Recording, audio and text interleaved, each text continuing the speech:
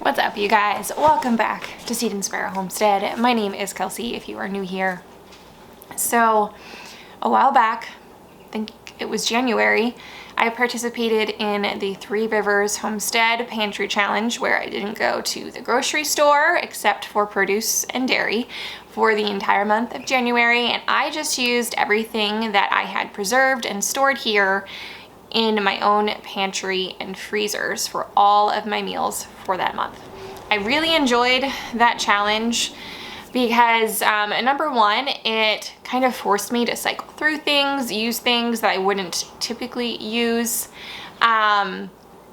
It got me to experiment with recipes, and it really showed me what I needed to focus my efforts on in my garden and what I actually want to preserve for my family, like what we actually will eat here. I realized there's some things we just don't like, so I'm not going to do those things anymore. And I'll link that video down in the description for you all if you want to go back and check that out. And I'll also link Jessica's channel over at Three Rivers Homestead in that specific video talking about this challenge for the month of June. So all of these challenges she puts on, you can kind of just make your own rules. So I don't really have any intentions of not going to the grocery store. I just want to be more mindful to shop my own pantry and freezer. And my phone is going off. One moment. It was a telemarketer. But anywho, I just want to be more mindful to shop my own pantry, my freezers, use up things that are in my fridge that have been opened. And I want to, number one, make sure things don't get wasted, but also I need to start eating through some things because we are quickly approaching preserving season with the garden. Everything is going to start coming in. I already have like, I don't know, 10 or 12 pounds of strawberries sitting in my fridge that I need to preserve, so we're going to do that soon too. But I need to make room. I need to empty some jars to use. So I'm going to participate in this challenge for the month of June. We're just going to be making meals from what I already have here in my home, at least prioritizing using what I already have here in my home. It's just easy sometimes to get out of the habit and just shop for convenience, especially when I was planting out the garden. Things were just nuts. We just got over 2 bouts of sickness here in the house, so right now I've got a little bit of downtime waiting for some more things to come in from the garden, so I'm going to use this month of June to really go through and make sure things are getting used and start to make space for all of the preserving we're going to be doing. So I'm just going to be sharing a few of the things I have made over this last week. The first here is sweet and sour chicken with some coconut rice. So I am getting some rice into my Instant Pot, but you can make this normally over the stove top. You just cook it the way that you normally would. We're just substituting out some of the water for a full can of coconut milk. So the full recipe here is 1.5 cups of jasmine rice. I prefer this recipe when I soak the rice overnight. And then I drain and rinse it before using it in the recipe. I didn't have time to do that this time, so I'm just throwing in some dry rice. Use 1 14-ounce can of coconut milk, a 1/2 cup of water, and a 1/4 teaspoon of salt. We're going to get this all mixed up and get this cooking.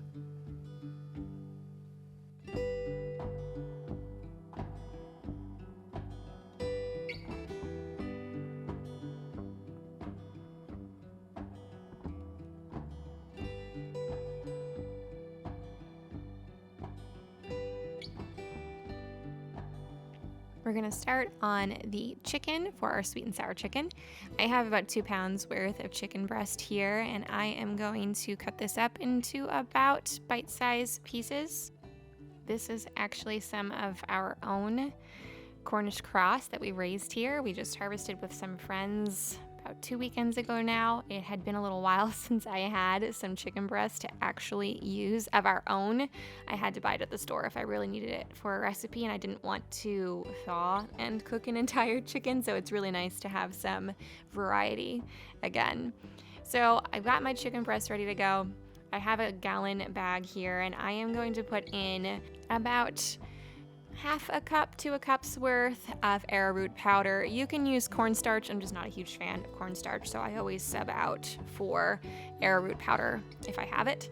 I'm also going to put in some salt and pepper, about a half teaspoon or so of salt and a quarter teaspoon of pepper. And I'm gonna throw in some garlic powder as well, just a nice little sprinkle.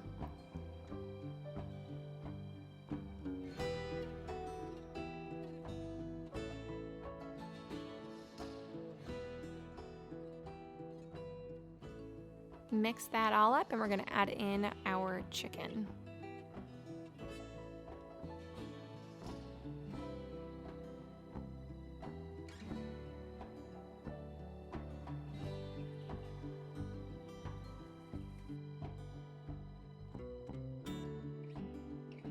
I'm gonna add some oil to my frying pan here. Turn this up to about medium-high heat. I want this to be nice and hot to add our chicken to. I'm going to crack 2 eggs into this bowl here and scramble them up.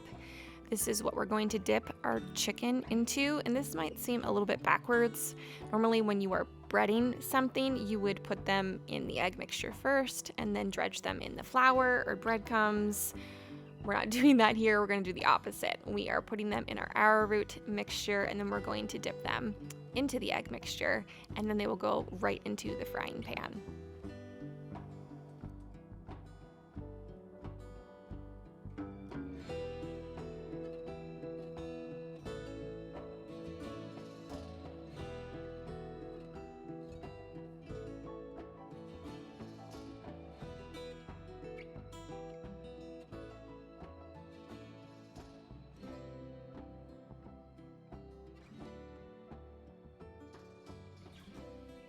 Now these will just fry up until they're golden brown on each side. It took about maybe a minute per side. We're not looking to actually cook them through here. They will continue to cook in the oven when we go to bake them. We just want them to get nice and brown and crispy.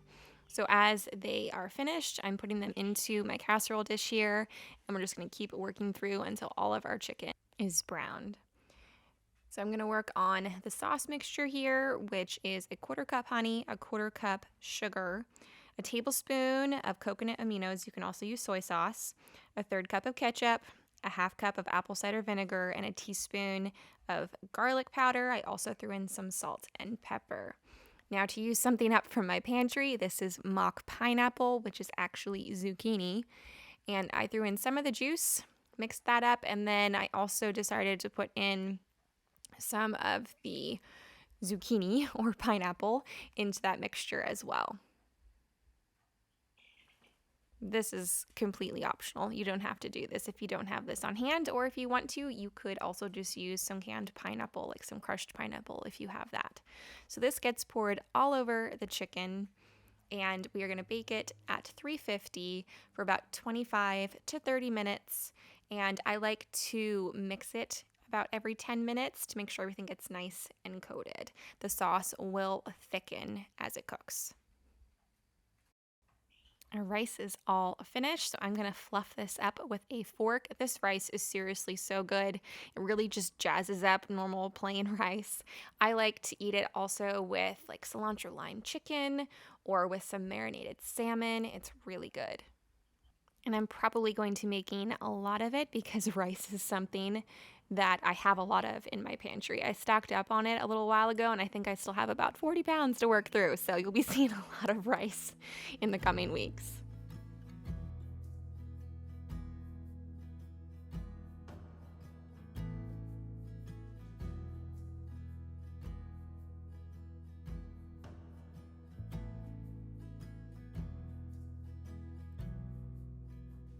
This sweet and sour chicken recipe goes over so well in our house. Everyone always asks for seconds, and you know it's really good if my kids ask for more of something.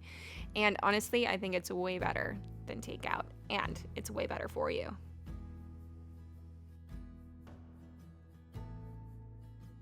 So if you've been around here for any length of time, you know that we don't love canned carrots. Actually, we really don't like them at all.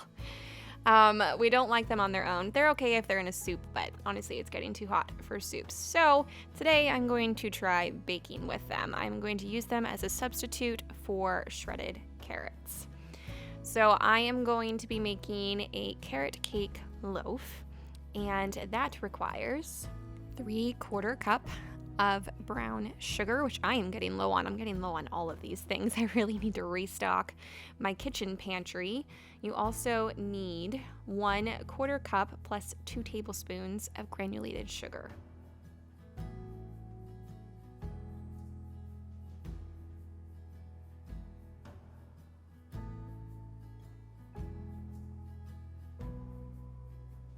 We need 3 eggs, 2 teaspoons of vanilla, although I always seem to add more than that. I am a vanilla lover. I will always add more in every recipe.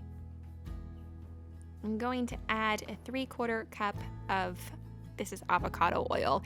I will use either avocado, coconut oil, or olive oil. In my house, when it comes to baking, I choose to stay away from your canola oil or your vegetable oils. They're just not so good for you. So I'm gonna get that all mixed up. I'm gonna work on my dry ingredients here. I need 1.5 cups of flour,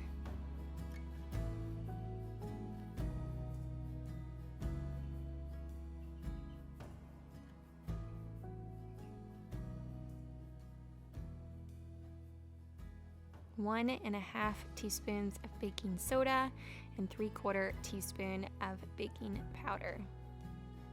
We're gonna add in all of our spices, so 1.5 teaspoons of cinnamon, 1/4 teaspoon of allspice, 1/4 teaspoon of ginger, 1/4 teaspoon of salt, and just a little pinch of nutmeg. Stir that up, and we're gonna add that into our wet ingredients.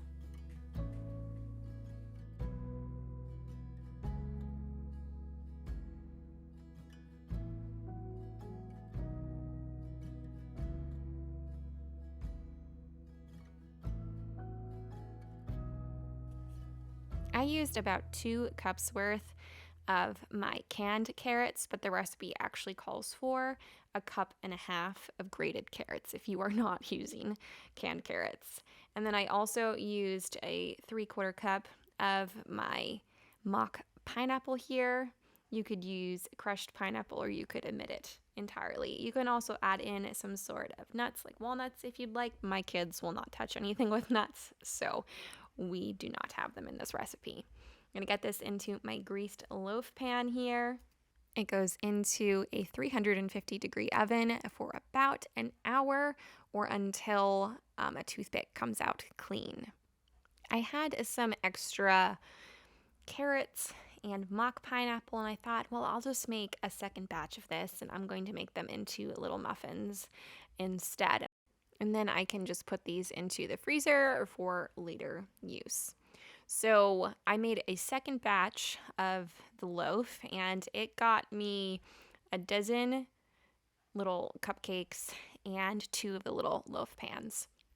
I decided to make like a cream cheese topping or filling. I don't really know what I was going for, but it worked out really well and it was super yummy. So I just used a block of cream cheese, about 1/4 cup's worth of powdered sugar, and some vanilla, and I just scooped it on top. And in hindsight, I think next time I might try putting an egg in to make it a bit more custardy, almost like a cheese Danish filling. That's what I was going for, but it didn't quite get there, but almost. Still really good. So I dolloped all of these up, and they went into the oven at 350 degrees for about 25 to 30 minutes until the cake part pulls out clean with a toothpick, not the cream cheese part. These came out super delicious. My husband has raved over them. He told me he wanted to hide them from the kids so he could have more. But fortunately for him, my kids didn't actually love these. They loved the cake part. For some reason, they didn't like the cream cheese part. 2 of these were stolen very quickly, and I found that my kids had them. And here they ate all of the cake part, but left the cream cheese sitting on the table.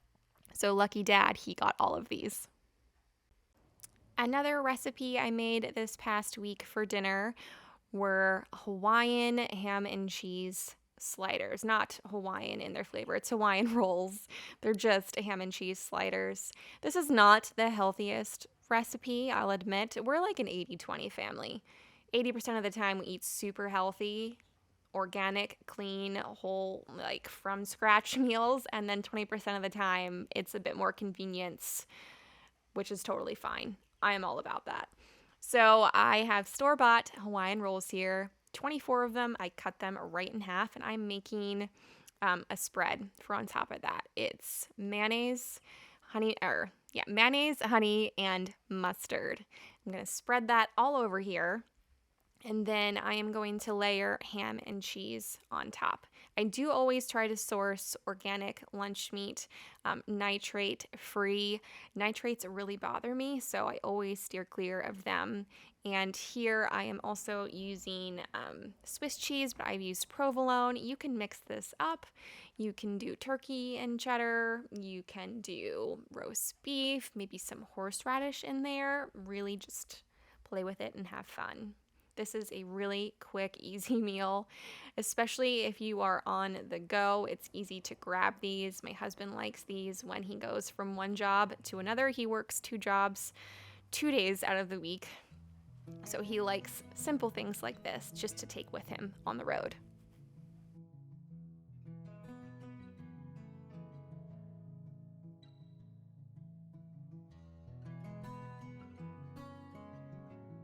So we are going to add the top of our buns back onto our sliders, and we are going to put a mixture over the top. This is melted butter, a half stick, a lot of butter, but worth it, a tablespoon of poppy seeds, a teaspoon of Worcestershire, and a teaspoon of onion powder. So this just gets brushed on all over the top.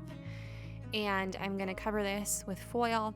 It's going to bake at 350 for 10 minutes with the foil on, and then I remove the foil and it bakes for another 10 minutes until the cheese is nice and melted, the top is golden brown, the bottom gets nice and toasted. These are so delicious. We had some leftover potato salad from a gathering with friends, so we ate that with this meal. But I might make some homemade chips or french fries in the oven to serve with these and just keep it really simple.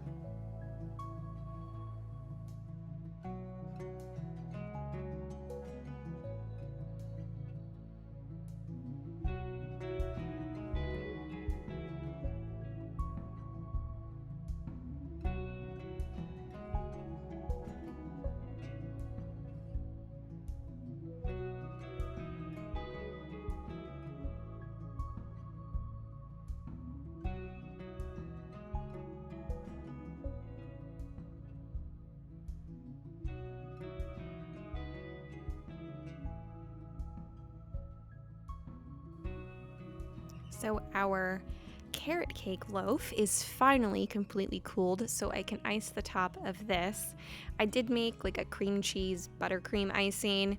It's a block of cream cheese. I think I used 6 tablespoons of butter, a half cup of powdered sugar, and a splash of vanilla. I don't really have an exact recipe for any of my icings because I just kind of throw things in there, but it's around that amount. The funny thing is, though, my kids wouldn't eat this icing either. I guess they're just not cream cheese fans, so they actually requested I remove the icing, and they gladly ate the carrot cake underneath. So in the future, I guess I will not be icing my carrot cakes. So I had some buttermilk left over from making last week's video with the homemade dressings. It was for the ranch. So that inspired some buttermilk biscuits, but these also serve another purpose, and that is to use up the ridiculous amounts of jam and jelly that I still have in my pantry. I think I still have close to, 20 jars that I need to work through. So this is going to be made for the following morning's breakfast and more breakfasts to come to use up some jam and jelly. So this recipe is as follows: 3.5 cups of all-purpose flour, 1 tablespoon of baking powder, 1 teaspoon of salt, and 2 tablespoons of cane sugar. I use organic raw cane sugar. I'm going to mix this all up, and then I am going to prepare 1 stick of cold unsalted butter, and I'm going to cube that to add into here. So the key to flaky layers in a buttermilk biscuit is using very cold butter and cutting that in. You do not want to use your hands. I'm using a fork here. Can you believe I don't actually own a pastry cutter? I don't know how many times I've said I need to buy one, and I just never do. But I need to do that in the future because I make these a lot and it'd be a bit easier than using a fork. But you want to get the butter down to like pea size, and you do not want to overwork this. You don't want to ever knead it. You want to just mix this dough until it comes together, and then you will get those nice flaky layers. So now we're going to add in our buttermilk. It's 1.5 cups straight from the fridge. You want everything to be super cold.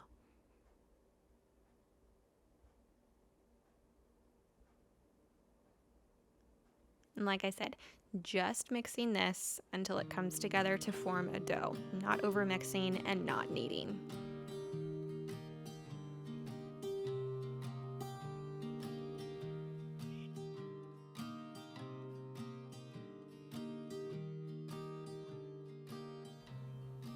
So I'm going to turn out my dough here onto my surface, and I'm going to roll this out probably until about 1/2 inch or a 3/4 inch thickness. And I do have a little, I think it's a biscuit cutter. It might even be a donut cutter that I got from an antique store a little while back, but I have used like the rim of a glass before, or a mason jar ring to cut out my biscuits. You don't have to have a cutter. You use what you have.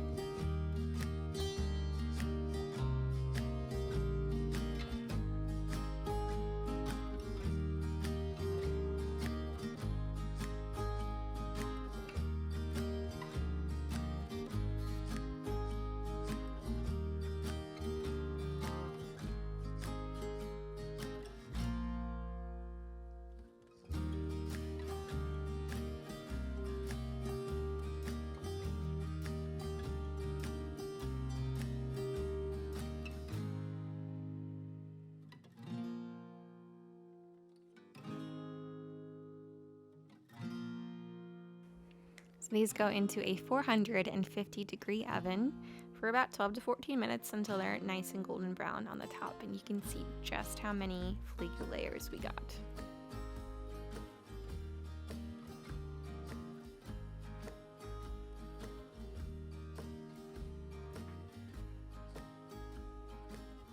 Another dinner that I made this past week was like a Mexican kind of casserole, and on the top was a cornbread. So that's what I'm making here. This is 1.5 cups of my cornbread mixture that I made in a few videos back. I can link that on the screen and down below.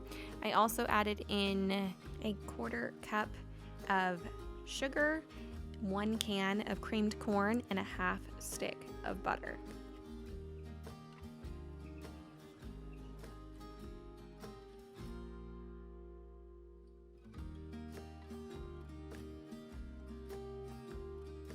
So for the bottom layer of the casserole, I used 1 pound of ground beef that I browned and drained the grease off of. I added in one of my home canned jars of black beans, and I added in about a 1/2 pint of one of my jars of homemade salsa.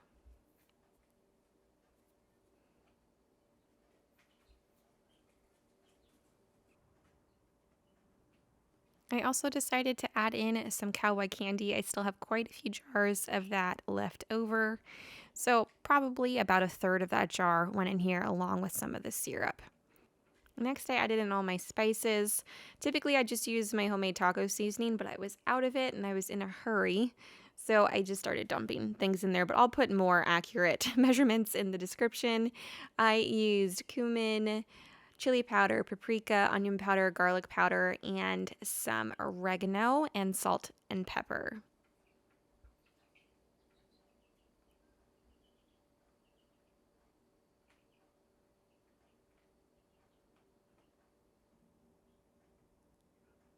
The filling got poured into a pie plate here.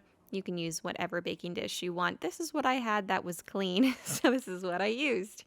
And then I just patted this all down flat, and then I spooned my cornbread mixture over the top.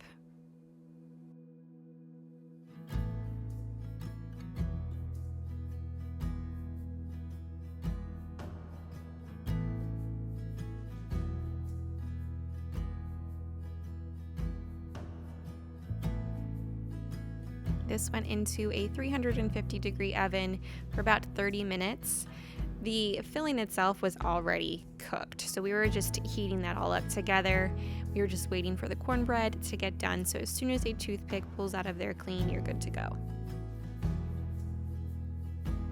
Now, depending on what I actually have on hand is how I serve this. Today I had some cheese and some sour cream, and then I put some cowboy candy on top of there. But if tomatoes and lettuce are coming out of the garden, I will put that on as well. You can put any of your favorite taco toppings on top of here.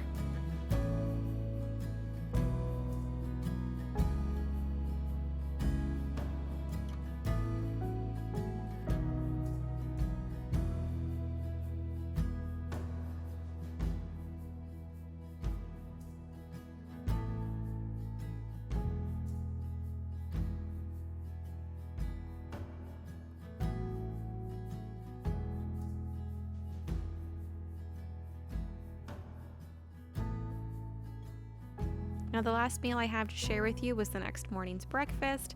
This is a quart of my home canned potatoes. I still have a whole bunch of them left, and I love potatoes in the morning. So I'm frying some up here with some paprika, some onion powder, salt and pepper, just frying them up in some oil until they are nice and golden brown and crispy.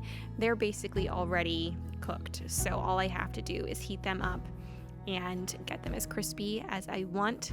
If you're using fresh potatoes, it would probably take more like 15 or 20 minutes until they have cooked through this way and they get to be nice and crispy and golden brown. My husband requested some scrambled cheesy eggs. Those are a favorite of his in the morning, so cracking up a few eggs here. I have a splash of milk that's gonna go in, a whole big handful of cheese, and some salt and pepper.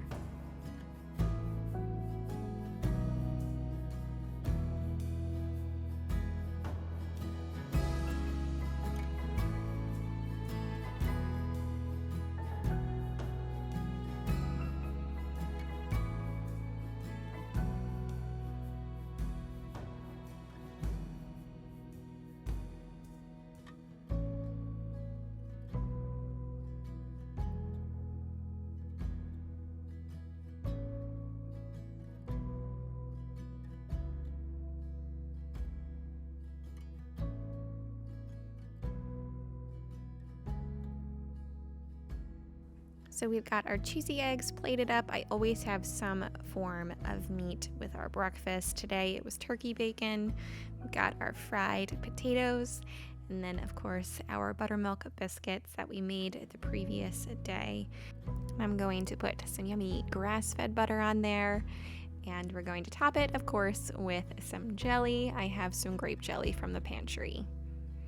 That's all I have for you guys this week. Thanks so much for hanging out with me. I hope you enjoyed. I hope maybe this gave you a little bit of meal inspiration. I hope you all have a blessed week, and I will see you next time. Take care.